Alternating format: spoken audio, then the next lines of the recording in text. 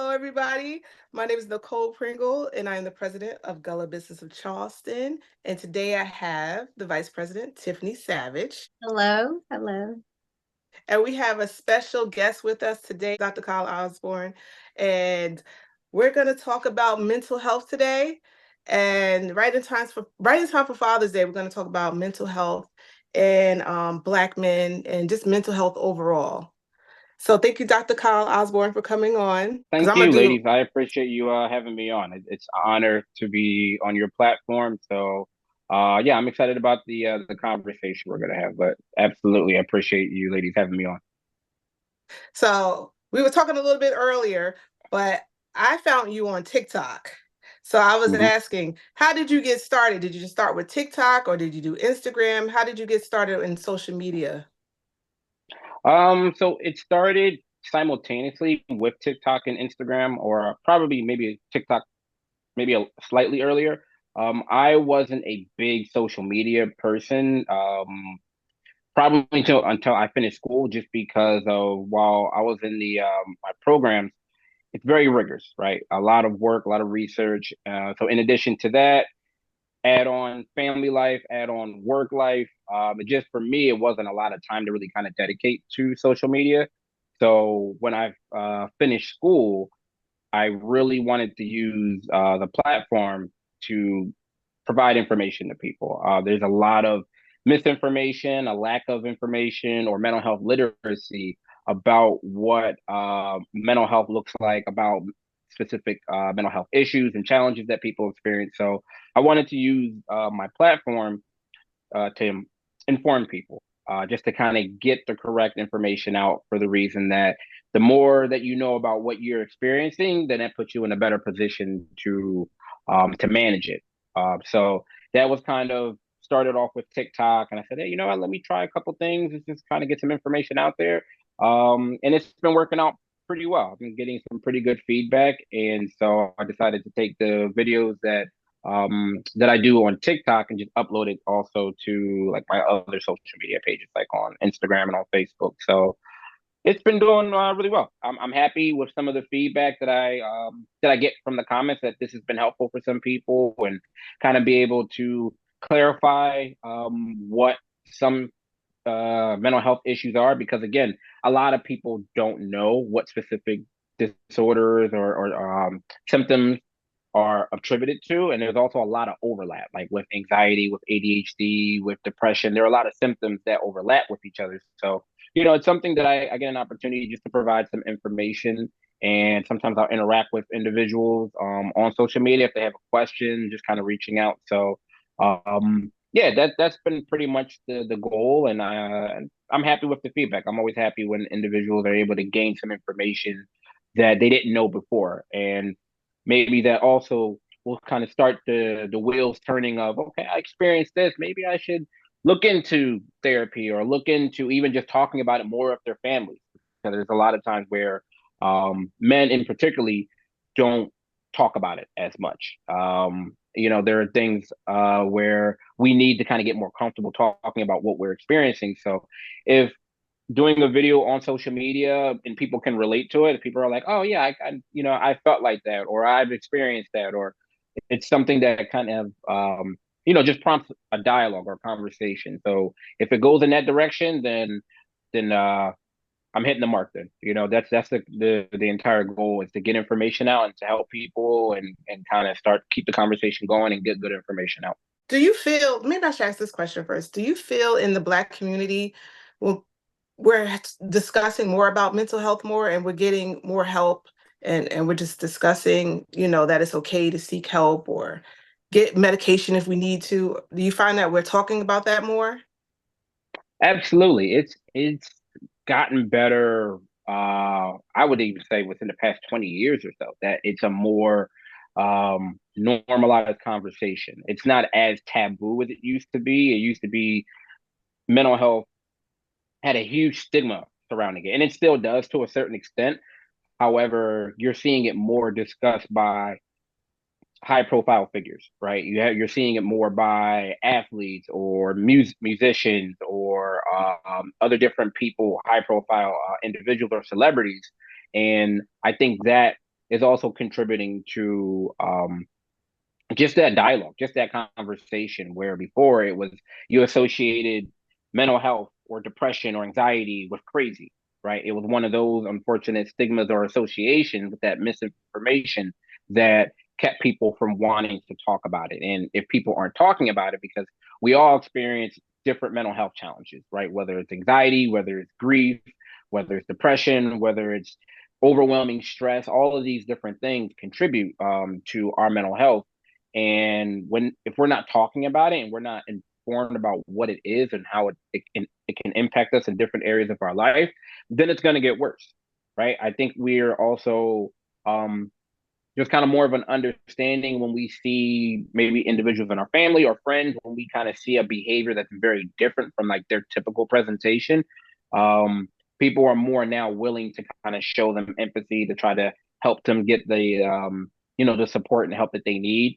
Whereas before, there were some situations where people kind of stayed away from you. There were people that kind of shunned you, or one of those situations where in some families it was like the dirty secret, right? It was uncle so and so or cousin such and such that's strange or has this behavior, but we just kind of leave them to their own devices. We don't talk about it.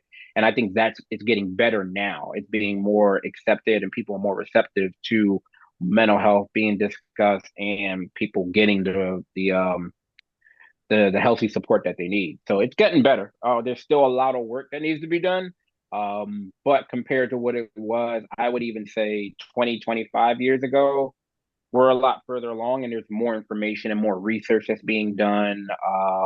So I like the direction that it's headed, but still a lot of work to do, but it is better though.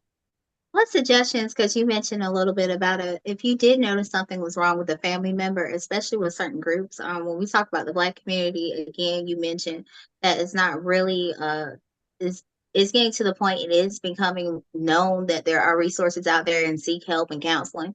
But in the Black community, as you mentioned, is not really, it wasn't well received that you go to therapy. It was something like you said that you kept within your household, your family. It was the hush hush secret. You knew it happened, but you just didn't talk about it. You didn't let other people in. So if Mhm. someone was to see something or notice some issues or something that troubled or concerned them, they wanted to refer someone to counseling, what are some suggestions that you or recommendations you would make to them if they notice something like that and they want, their family member or loved one to get help?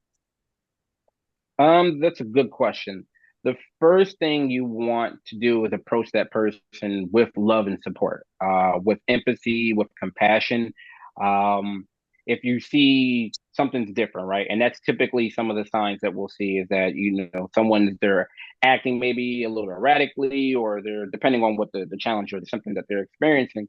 Um, their presentation, their mood, just the way they interact is very different than what they're typically how you interact with them or what you've seen or how you've interacted with them.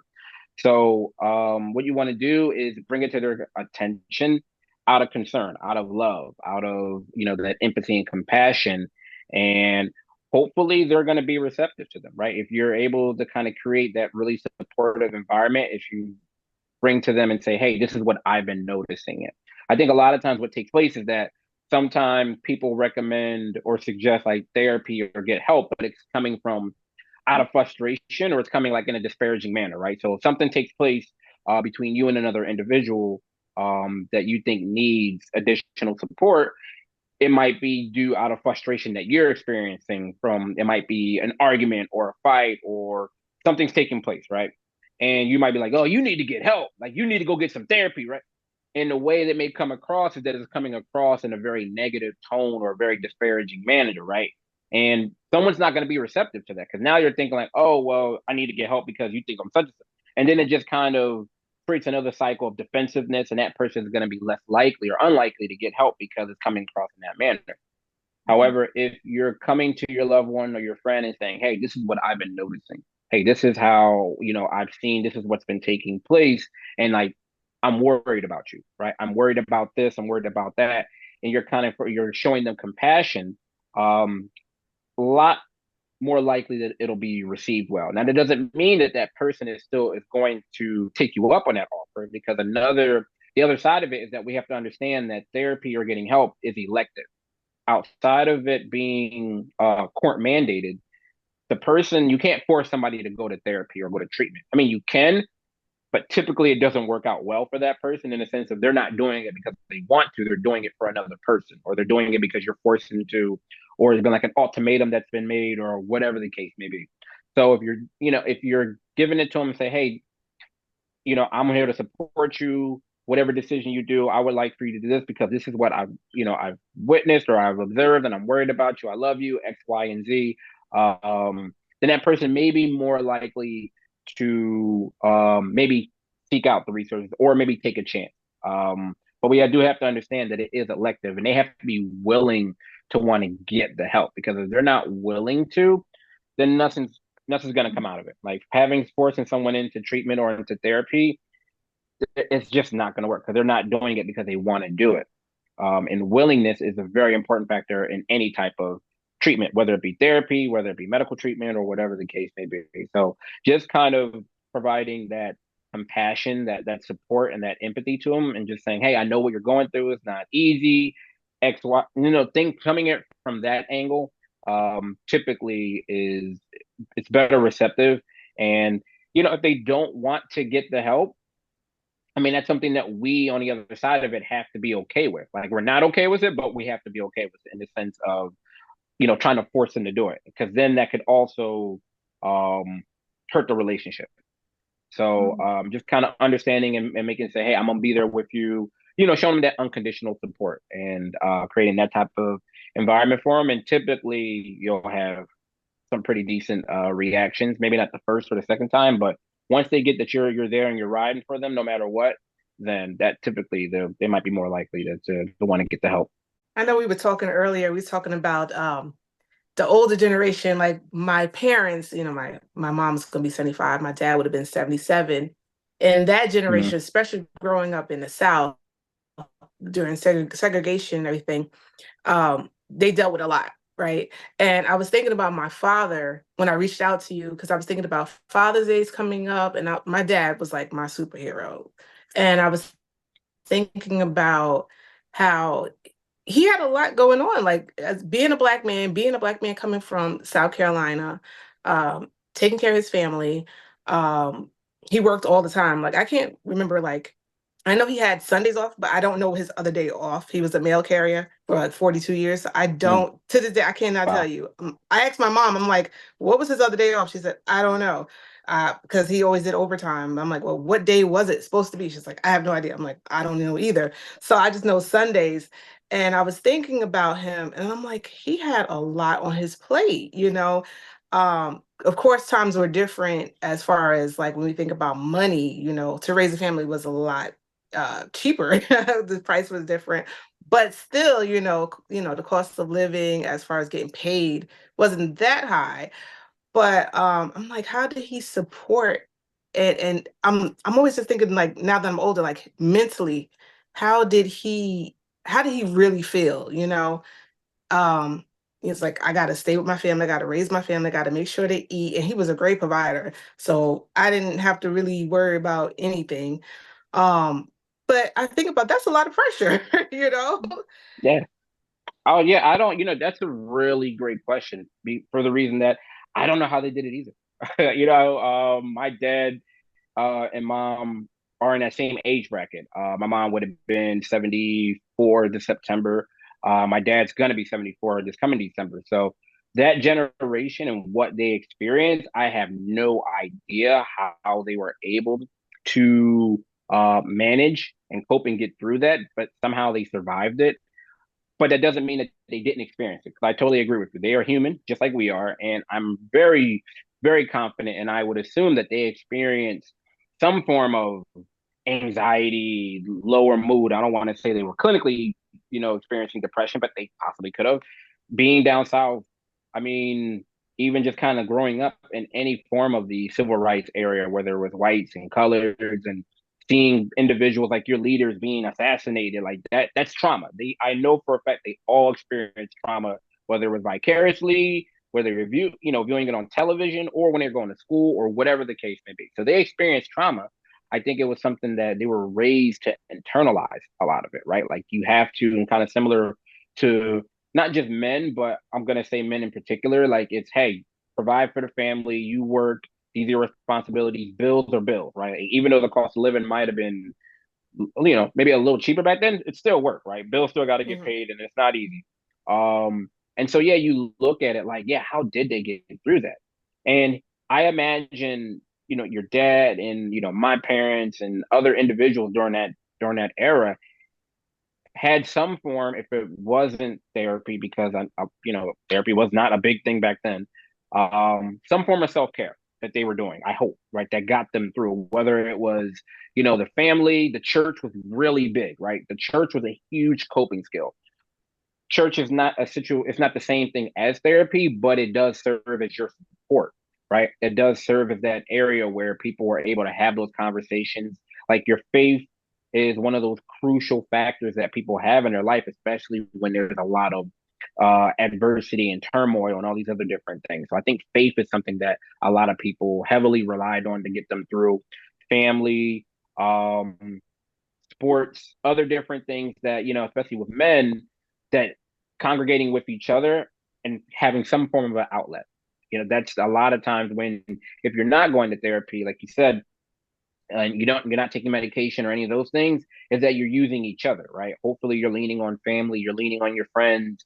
But a lot of it, I imagine, a lot of individuals were internalizing it. And, maybe if you think about some other different kind of interactions that we have with our parents, it makes a lot of sense of why they are the way they are, right? Because this is the way people are.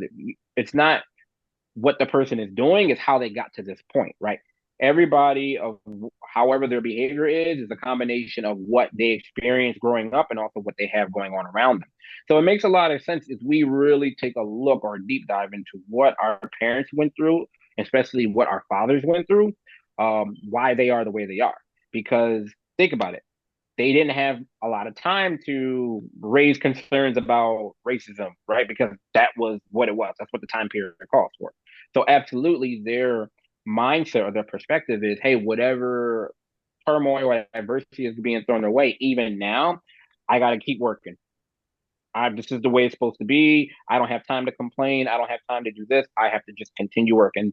And I imagine that, you know, there had to be some wear and tear on the person, like, because they're human. As super as we think our parents are, and they are, they're major figures. They're definitely superheroes in our lives.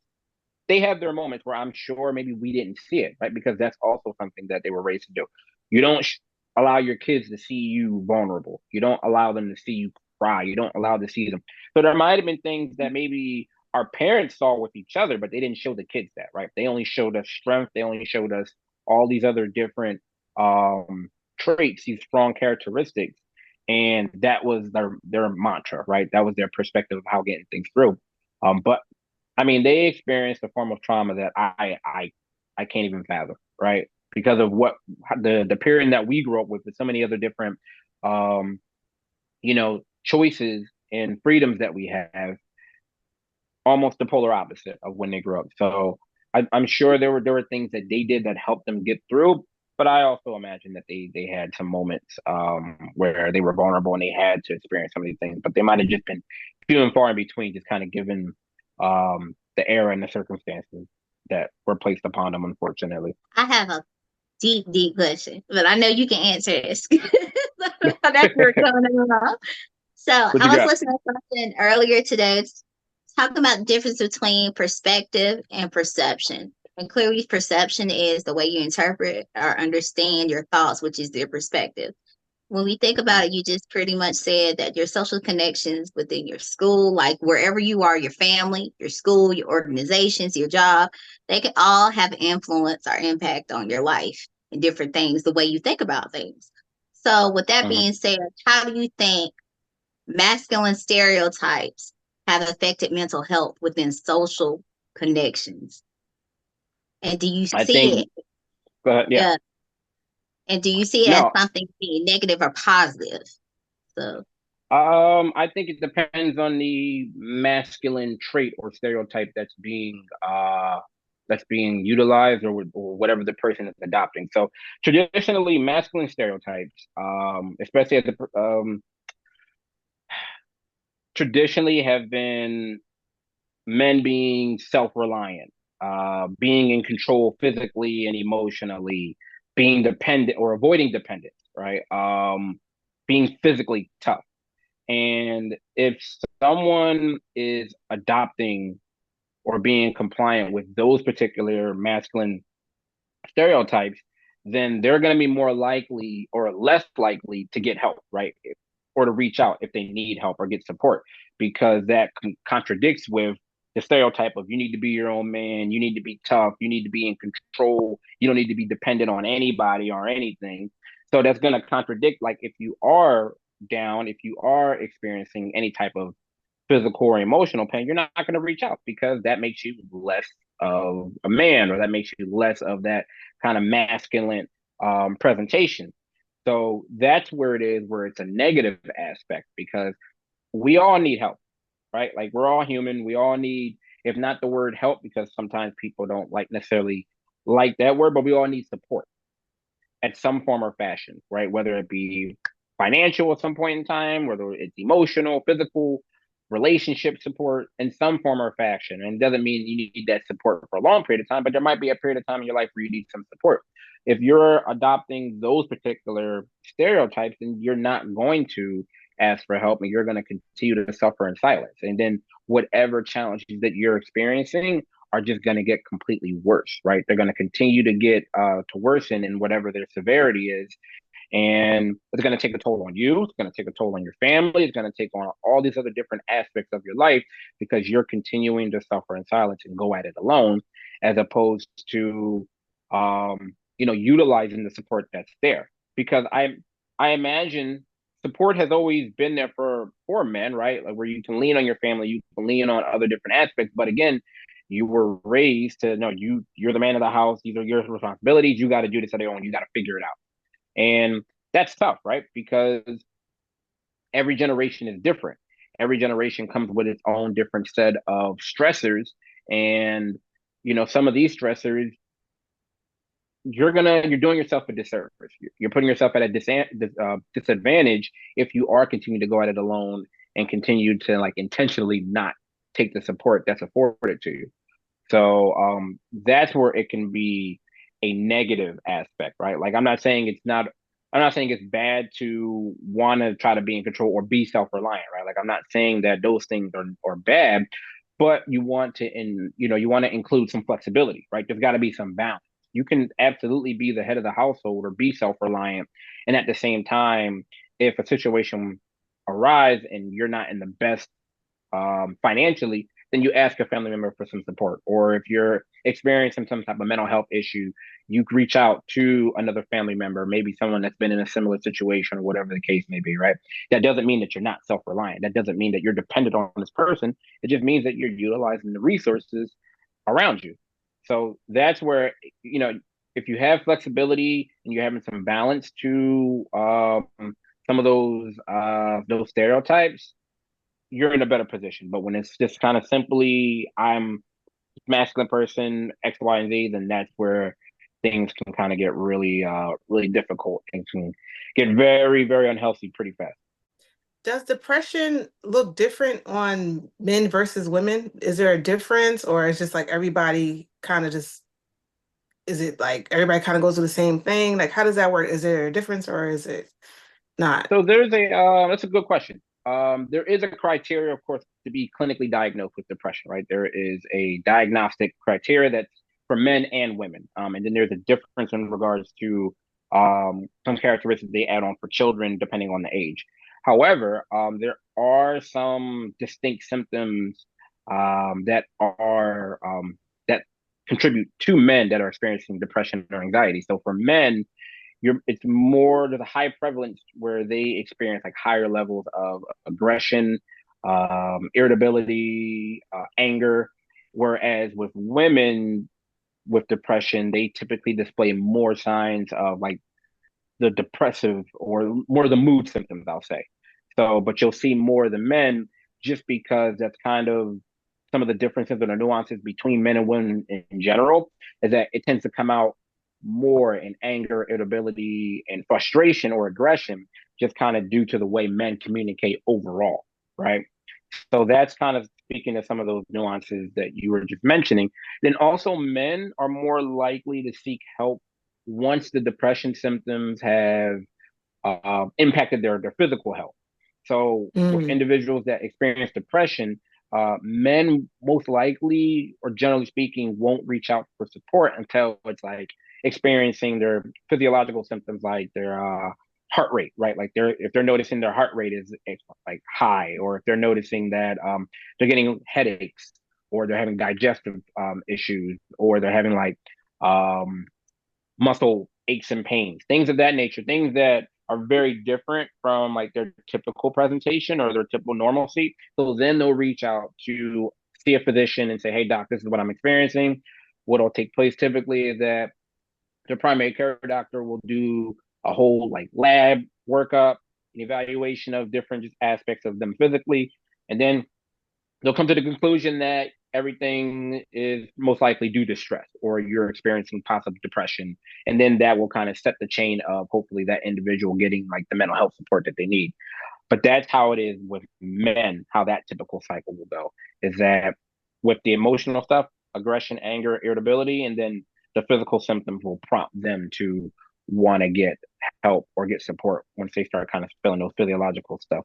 Wow. So how does work when we think about it? Because you guys were talking earlier about how, men of a certain generation, we still have some men now, they work all the Yeah, time. It was like right. ingrained in them, you have to be a provider, you have to be a protector. How does work related stress affect your mental health for men?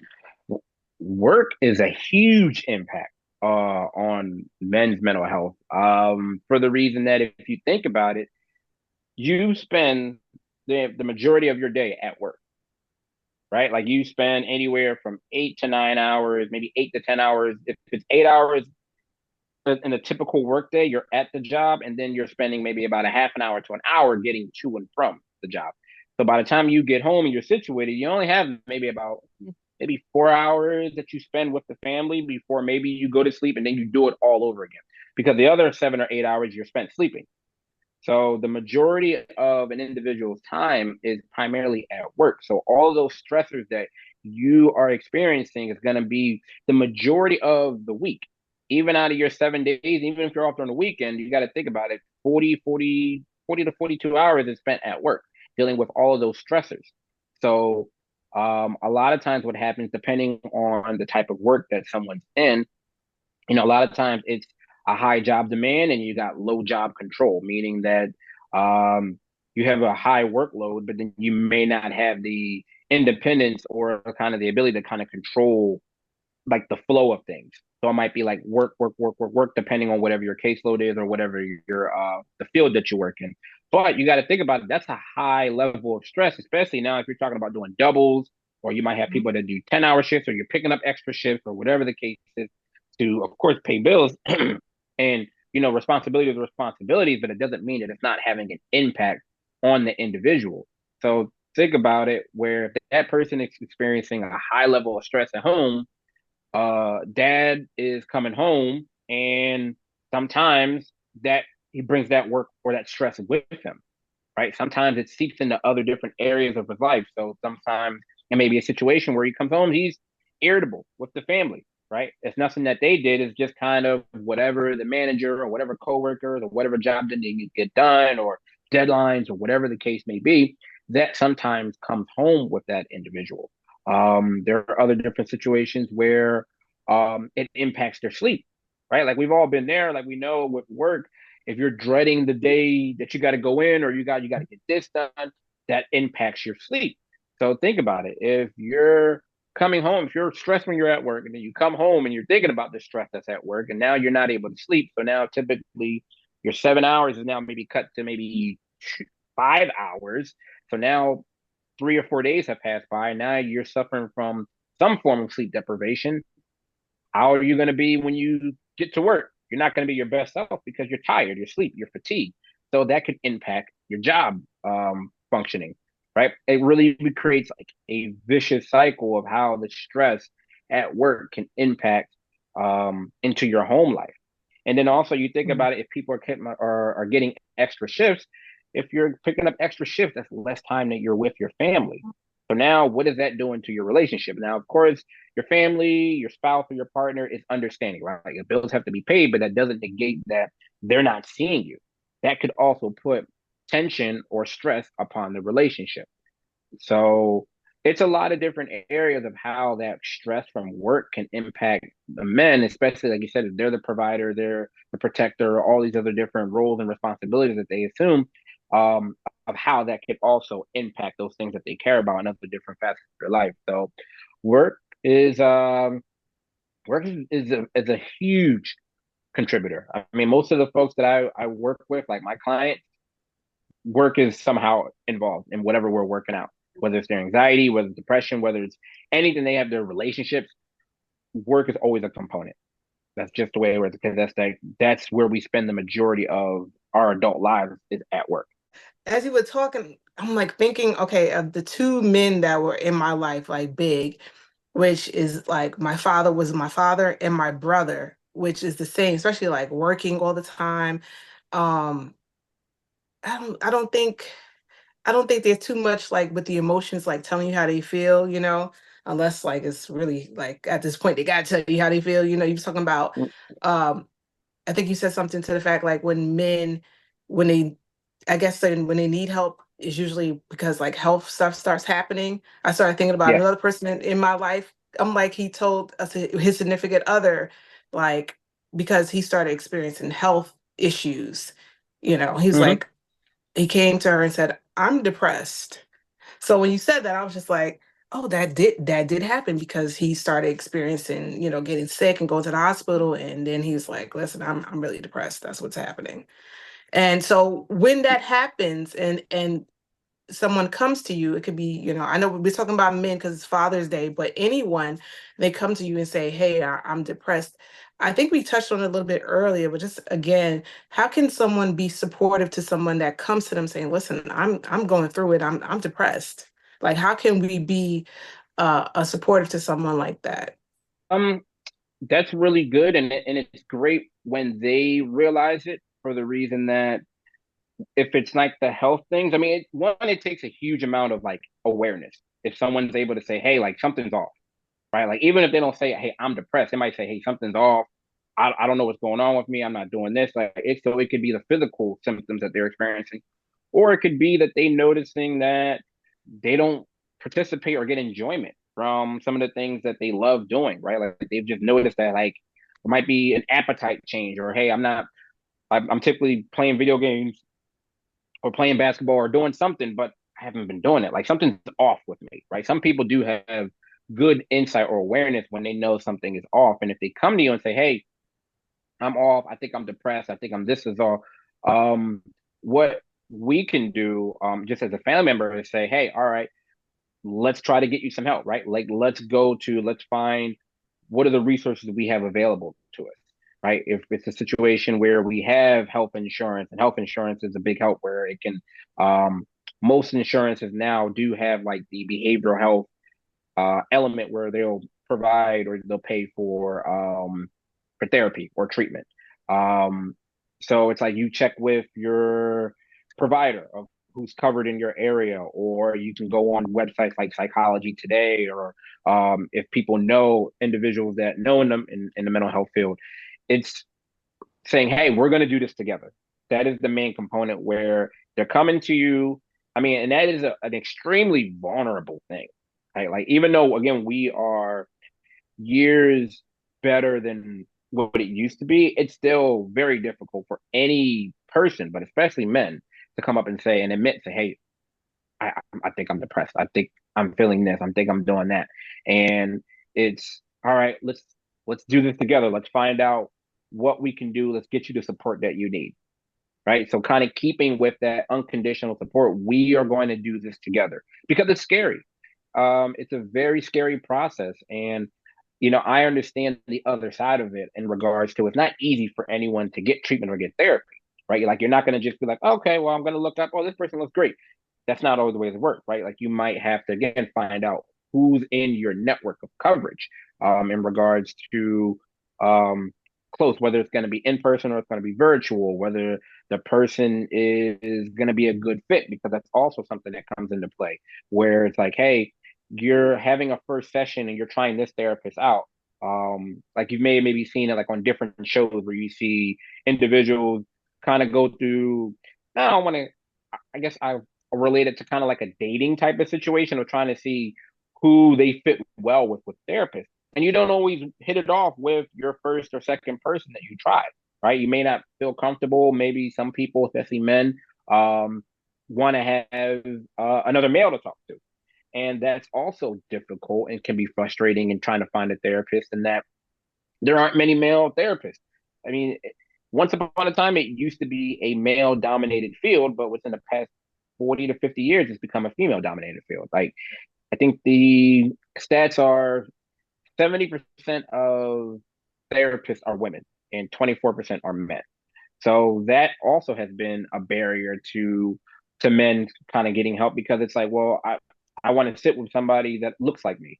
And then it's even more or less if we're talking about Black men, because the 2 to 4% individuals are psychologists are African American, and it's even less with men, right? So it's a situation where sometimes it's even more difficult, and that trust or that comfort, if it's not there, also can be a barrier to them not wanting to get treatment.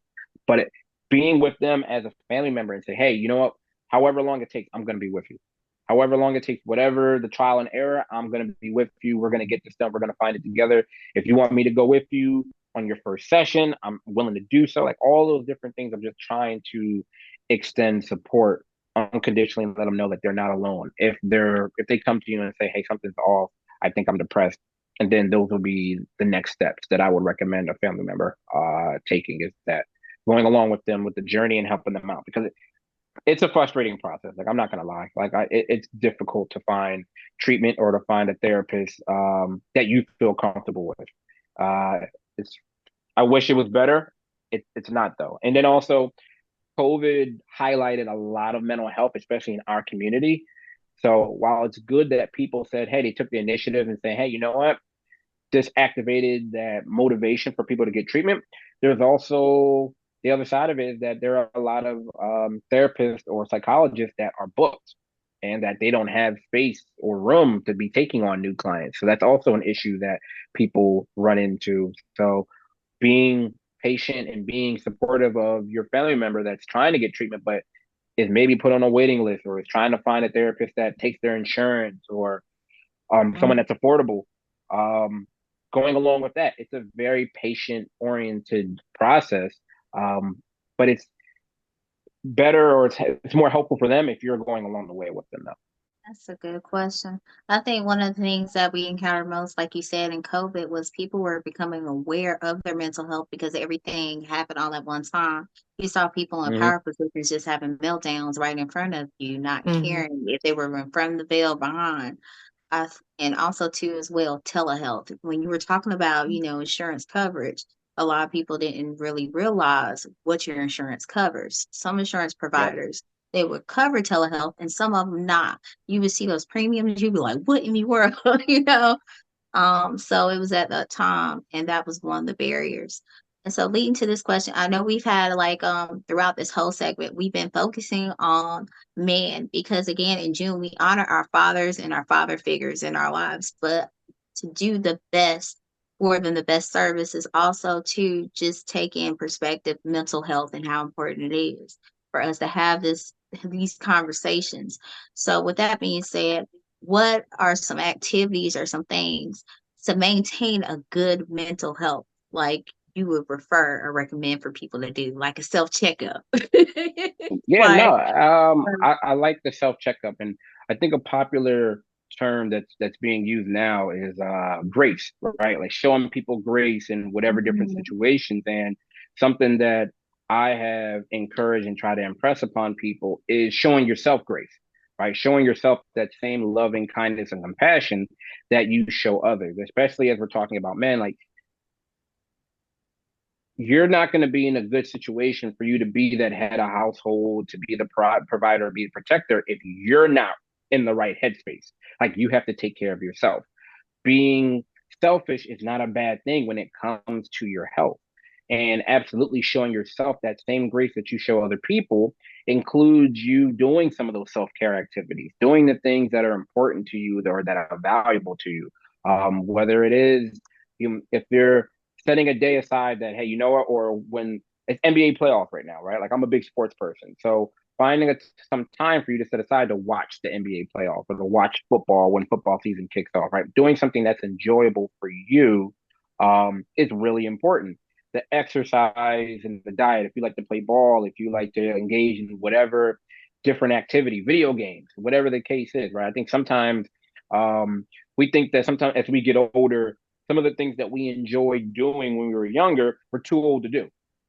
You're not, right? If you still want to watch anime, you still want to watch cartoons, you still want to watch, superhero movies, like that's okay, right? That's important to you. That's a part of your self-care.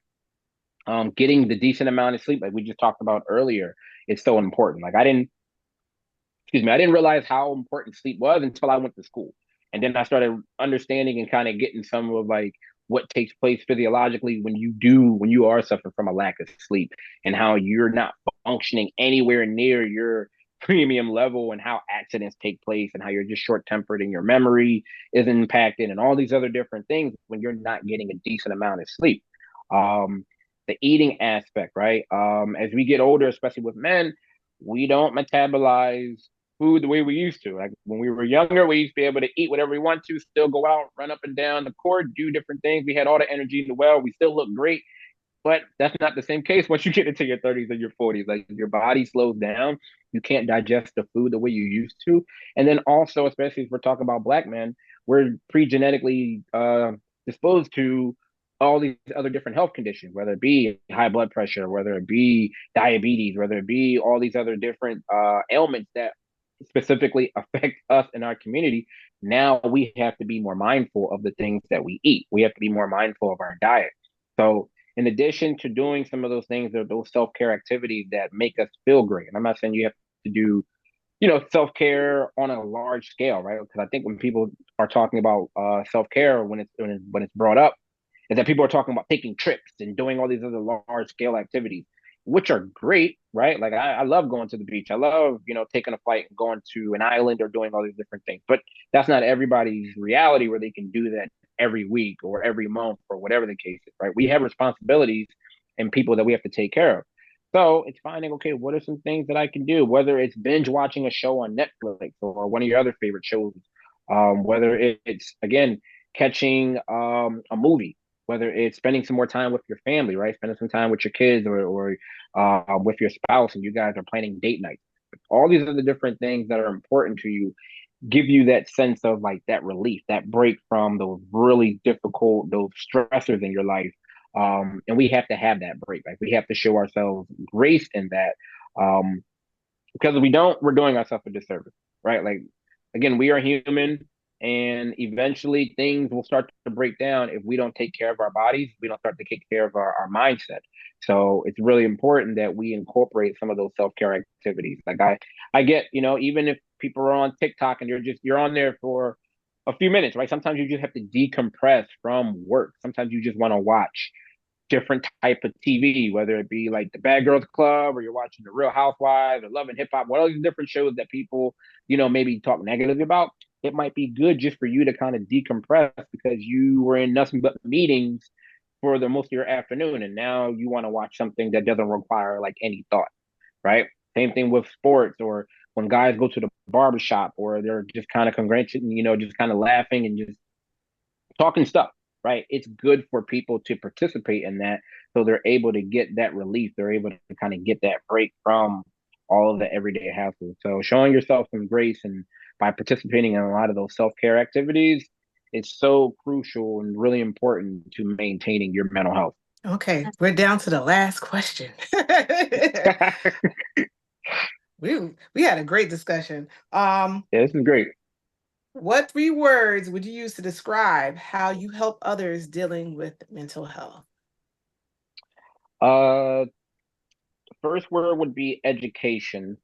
And I say education for the with regards to mental health literacy. And we kind of briefly talked about this at the beginning of our conversation. For the reason that information and education that people have or don't have is like make or break.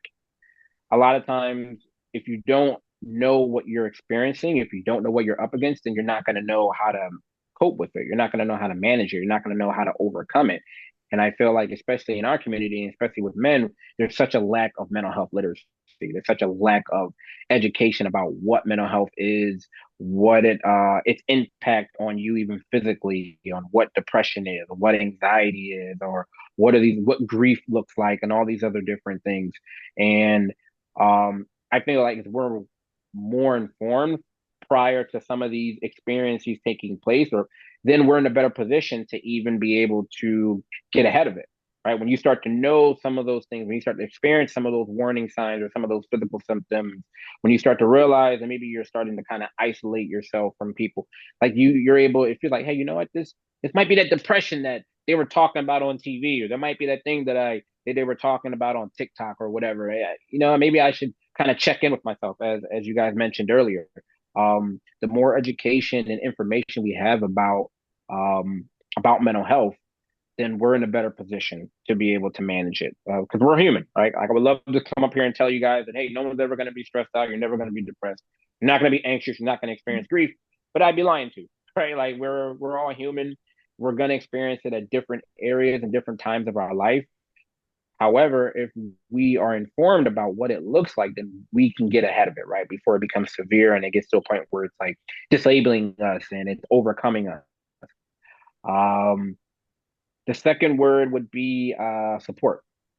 And I know we talked a lot about that earlier in regards to support. For me is me letting the person know that I'm going to be on this journey with you, right? Like you're coming to me, and again, like we mentioned, coming into therapy it's very vulnerable, right? It's not easy by any stretch of the imagination for any individual. I don't care if you realize that you were depression the second day in, it's still difficult coming in and talking with somebody that you don't know. It's a leap of faith, right? It's absolutely dealing with somebody when they're at their most vulnerable. And it's important for me to make them aware and say, hey, I'm going to support you through this, right? Whatever we're going to discuss, whatever journey that we're going to go on, we're going to go on it together, right? Because nobody knows you better than you. But I'm going to go along with the way and support, and we're going to take that education piece that I'm going to provide to you, like I just talked about, and we're going to work that in together, right? We're going to figure this out together, and there are going to be good times in therapy, because therapy is not always just that aha moment or I'm realizing this, so on and so forth. There are going to be times where people leave therapy and you're going to feel like crap. And I tell them that, like, during our first initial session, is that, we're going to be working through and doing a lot of hard work, self-discovery, awareness, all those things. And you may not always feel great. You may leave therapy feeling pretty yucky, for lack of a better term. And there are going to be times where you're going to feel great. You're going to feel invigorated. You're going to feel amazing on cloud nine when we leave therapy. And so it's important, but either way, I'm going to be with you. Either way, I'm going to be supporting you through our journey together. And it's important that they understand that and they know that. So we're able to go through, we're able to, take on whatever challenges the person has experienced. The third word would be insight. And the insight comes from a combination of the education and support, for the reason that, again, that person, nobody knows you better than you, right? That's just the way it is. You know what you've been through, you know what you've experienced, you might have some idea of where you want things to go. You have also know when things are kind of off. So with that, I'm going to take the education and support, and we're going to connect the dots of the stress that you're experiencing, the people in your lives, and whatever role that you play in it, right? Because there's also a role, there's accountability and responsibility that we have to take. And however we got to where we are, there's a part that we played in it also. So that's where we discover that insight, okay, of taking, all right, well, how can we take and learn from what you've experienced here, take what's going to be helpful, the information that I have, and let's bring it to moving forward in a healthier manner, right? The goal of therapy is to limit any or whatever problematic behaviors that you're kind of coming in with by addressing whatever the stressors that that person's experiencing, and then we're going to identify positive coping strategies going forward, right? That takes insight. It takes someone being honest and being like, hey, well, you know what, I typically do this, or I've been doing such and such, and that most likely hasn't been working out well for you. So when you have that insight and realizing that whatever has been experiencing currently or in the past hasn't been working, now you'll be open to saying, hey, let's try this strategy, or let's try going about it in this particular, or let's maybe try making some changes. Maybe some of the individuals that you're dealing with maybe aren't the healthiest people. Maybe all these other different ideas, but that comes from insight. That's where I was talking about earlier, where treatment is elective, right? They have to be willing to want to do the work. And if someone's not willing, then they're not going to gain that insight of, this is how maybe what I'm doing might be contributing to some of the stress, or might be contributing to some of the relationship issues that I'm having, all these other different things. So once we have the education, when we have the support, and then the insight, that's pretty much, those are the three things that, I'm going to offer, or that I present, that are going to be helpful and kind of moving forward, and kind of in that evolution that we kind of talked about way earlier in regards to when we're trying different things, right? Because we talked about whether you're going from a different job, or whether you're trying something new on social media, or whether you're in a new relationship, right? There's an adjustment. There's a lot of stress, right? There's an evolution that comes into where you were, where you first got on social media, to where you are maybe 2 years from now, or where you were in the beginning of one relationship, to where you first started, to where you are 2 years from now. Same thing with a job, same thing with all these other different areas, even as a parent, right? Like, you're a different parent, or you're further along in your evolution as a parent than where you were when the child was first born, to where you are when the child is 3 years old, right? You're more informed, you're kind of getting more of the hang of this parenting thing. You're all these other different situations, experiences that you've gone through have, created insight, right? Now you know how to handle different things more as a parent. So that's just some of the three things that, or three words that I would say, in regards to kind of helping people deal with any type of mental health issues, or on their journey in therapy. Thank you again, Dr. Kyle Osborne. I feel like I have to say your whole full name. I feel like you should have begun this session, this segment, saying the session has begun, because you gave us so many tools and nuggets of wisdom to help us. There was a lot of stuff I even learned through this entire feature. Before we leave and we conclude, how can our viewers follow you and contact you and see the great works that you're doing for our community? How can they reach you or contact you? I'm at, as far as on social media, Dr. Kyle O. It should be, maybe, I guess, depending on how it comes up on this, I guess on the caption, or on the little bar down there at the bottom, it should be up. But that's my social media on Instagram, on TikTok, and also on Facebook. Also, myself and my good friend and colleague, Dr. Jason Coleman, he and I have a podcast called the Black Psychologist Podcast that's currently on YouTube, that we do. We do it maybe about 2 or 3 times out the month. Our last episode that we did was about a week and a half ago. We talked about Mother's Day, and for individuals that maybe your mother has passed on, and how to manage and how to cope with getting through Mother's Day.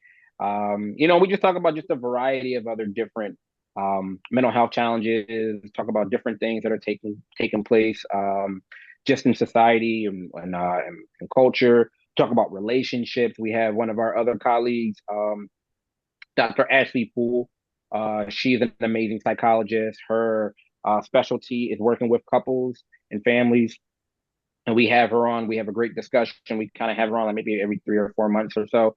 So we had her on a couple months ago. We were talking about relationships, and it's just a podcast where we're just talking about just a variety of issues as it pertains to mental health. And we also wanted to do it for the reason that, like we talked about earlier, one of the barriers for men is that representation. So having two African American men up here, and we're talking about mental health, we talk about sports, we talk about all these other different things, in hopes of if they see people that look like them, that are, in the field, that are giving information, that are, having similar to how we had today, very conversational, giving information, or edutainment, as we call it, is it's something that we strive for. So that's another area where people can see, or catch some information outside of like TikTok, and outside of on Instagram and Facebook. So the Black Psychologist Podcast on YouTube, and wherever you find your streaming and your podcast, we're on there also. So yeah, we have fun on there. Oh, that's That's good. awesome. Well, thank you for coming on. This is great. I'm like, wow, I'm gonna look through it anyway because I gotta edit. But I'm like, wow, I gotta really take notes when I go back and look at everything. This was really, really awesome. I appreciate you for coming on. I know Tiffany appreciates you. Everybody watching, this will be up, I believe June 5th. I'm trying to get it up before Father's Day so everybody can have time to watch it. And thank you for coming on. What do you want to say? You want to say something else, Tiff? I was gonna say, just make sure to just tune in, like, tag, and share. When it gets posted on YouTube, please share it with your friends and your family. Again, we take June to honor the male role models and figures in our lives. And again, you would be doing a disservice if you do not watch this and share this with some of your loved ones, because he just dropped some nuggets of how mental health looks for our Black man. And it's a conversation that we need to become familiar with. It shouldn't be hush hush. We didn't even get statistics. I bet you Dr. Kyle Osborne probably can give us statistics of how many Black men now are committing suicide. So this is it's getting a problem. It's an issue that we really need to address. So thank you again for the great work that you're doing, Dr. Osborne. I really do appreciate it. So I appreciate the opportunity coming on. Anytime you ladies would love or want to have me back on, I'm open to that, because I had a great time. And again, the goal is totally to get information out. So if you want to have conversation more, again, like you said, with the stats as far as suicide and other different things, I'm totally open to that. The more information that I'm able to get out, the better. So I'm all for it, and I had a great time. So I really appreciate you extending the invite to me.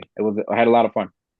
yes, I will be following up. I would like to do one on Suicide Prevention Month, and also too as well about addictions, because the way we Okay. view addictions, I was speaking to Nicole about it. It's Memorial Day weekend and stuff like that. A lot of times you think of your cousins, the husbands, the uncles are just, they just having They going a hard. few beers, and no, it could be a problem. It could be a problem. You don't need to be caring because the ribs be good.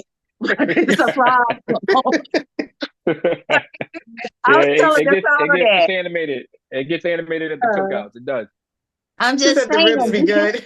the ribs be good. That's all you be Yeah. cared about. But nobody don't Yeah. get to drinking all that stuff. You can't be no lightweight drinking all that stuff and still be able to operate a grill. We need to have these conversations a little bit. Like It does highlight when you're at the family gatherings and things that you're talking about. You tend to see folks, especially when they get in their cups. You're like, oh, okay, it's coming out. Like, yeah. Yeah, that's true. it's sometimes, you have fun, you do it socially and stuff like that, but you think about it, everybody has that uncle or has that person in their family. It was Same like person. all the time they were loose. You know Yeah, what I'm all the saying? time. Like, Like, you yeah, see them, and there's something more nobody serious really, going on there. yeah. Yeah. And so No, I it's hear kind you. of like, you know, Yeah. Now, now, yeah, we all, yeah, we got them. Every family member's got them. Everybody, Yeah. every family member got somebody. and Everybody everybody, got them. and not to be derogatory, not to be offensive, everybody has like a Uncle Peaches. And so how you have those conversations, because you need to support them, because you No, never that's know real.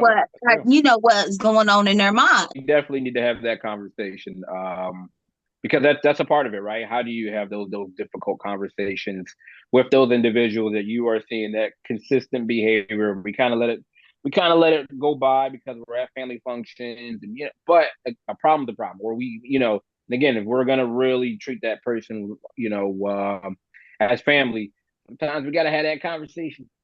Mm-hmm. We need to have it, because what it turns into are other issues and other stories that we hear. Oh, you heard what happened to so and so, and nobody's surprised because, like, oh, we've seen it happen before. We've seen it happen at the cook-offs. We've seen it at birthday parties and funerals, and we have to be better in the sense of, all right, let's have that conversation, like you were saying, Tiff, in regards to trying to address it. And how do you have that conversation? Because it's not an easy conversation to have. It's not. So Yeah. I'm totally open to that. You ladies, let me know. I will, because I'm not gonna hold you too long, but you watch Ayana Van Zant, she's like, I'm here to interrupt. I was like, oh snap, you can't always come like that. Yeah, I was supposed to say we need to call her, get some more, like 10 more of her to come. I'm Do like, it best. Think what she says. You gotta do what? You gotta do the what? Nick, you can do it real good. You gotta do the work. I was like, yeah, do the work. line it down. You can't come like that with everybody. Yeah, you It's can't. like, I'm like, oh. you guys That's a still job do for some certain work, people. don't get me wrong, but you can't come like that with everybody. It'd be like, No, you can't. No, you cannot. Yeah, we'll Very have you on. different. That'd be another one. We'll have you on for that one because that's a whole different thing. That's a whole thing. Exactly. How do you deal with the there. family members that? That's a big thing. Listen. There's a lot of people that I work with. Is how do I deal with this family member, or how does such and such? Because it's been something that they've been dealing with for all their lives, and it's tough. It's really tough to kind of maneuver and kind of handle those situations. And there's so many different levels of like emotional, physical trauma, all the things that people have experienced in their lives, and it's like it gets tough. Yeah. It gets very tough and very difficult conversation. So yeah, I'm totally open to that. Okay. Thank Thank you again for coming on. Thank you everyone for watching. But like, comment, and subscribe. I always mess it up. Thank God I'm editing. You did good. Thank you again. All right, take care. Have a good weekend and holiday, ladies. So, Thank you.